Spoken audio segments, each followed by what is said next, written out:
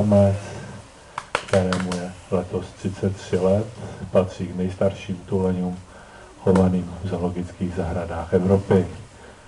Na tom ostrůvku je samice Kropé a tady ta nejmladší skvrnitá, to je Tomina, to je Kaškova dcera, která se narodila v roce 2008. Všichni ti naši tuleni pocházejí nebo jsou potomky zvířat baltské populace. V Baltském moři žije těch tuleňů kolem 20 000.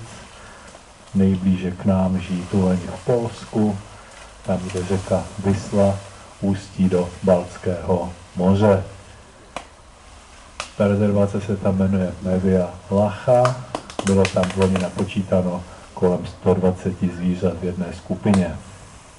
Jinak žije těch tuleňů kuželozubých na světě kolem 300 000.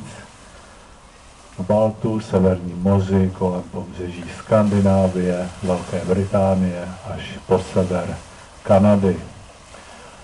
Tuleni se živí mořskými živočichy, mořskými rybami, nic jiného nechtějí, proto je to také nejnákladnější zvíře v zoologické zahradě, co se týče krmení.